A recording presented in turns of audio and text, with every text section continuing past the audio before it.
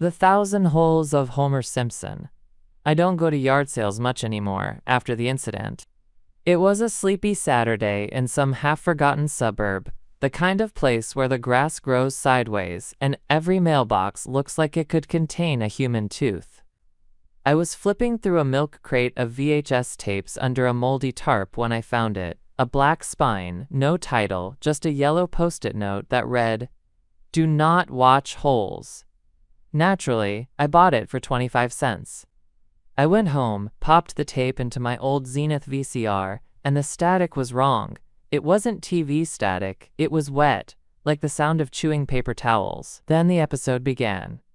It was The Simpsons. Sort of. The theme song was slowed down and off-key, and the sky behind the clouds was a rancid brown color. Everyone's skin looked waxy, almost melting. The title card just said, "The Holes Inside." The episode opened with Homer sitting at the kitchen table. He wasn't eating donuts, just staring into space. At first, I thought there were freckles on his face, but the camera zoomed closer. They were holes. Not cartoon holes. Real, photographic holes, layered over the animation. They pulsed slightly, like something was breathing through them. Marge walked in and said, "Homer, you can't go to work like that." He groaned, "Marge, there are thousands of holes in my face. Thousands. I can feel the wind in my skull." Lisa asked if it hurt. Homer looked directly at the camera, at me, and whispered, "It's not pain, it's thirst." The next few minutes were just Homer, wandering around Springfield, asking people if they could see the holes. Mo told him he'd be banned if even one of them dripped on the bar counter. Lenny gagged and said the holes were looking at him. Eventually, Homer stopped trying to go to work. He sat in the living room in the dark, jabbing his finger into the holes, muttering that he could feel the electricity inside the meat. And then, the worst cut.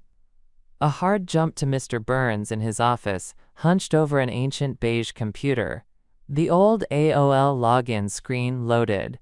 His username was DiaperPharaoh69. He was in a chat room with someone named Marge_Simpson 1989.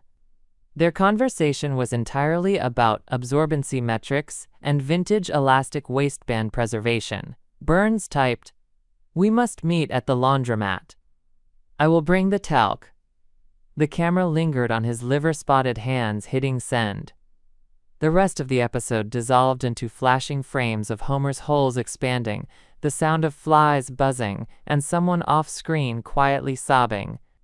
The last image was the Simpsons family sitting on the couch, all of them with faces full of holes. Maggie's pacifier fell out, and the holes began breathing. The tape ejected itself. It was warm, almost sticky. I put it in the trash that night, but sometimes, in the silence of my apartment, I can hear it playing again, and I swear I feel a breeze on my cheeks.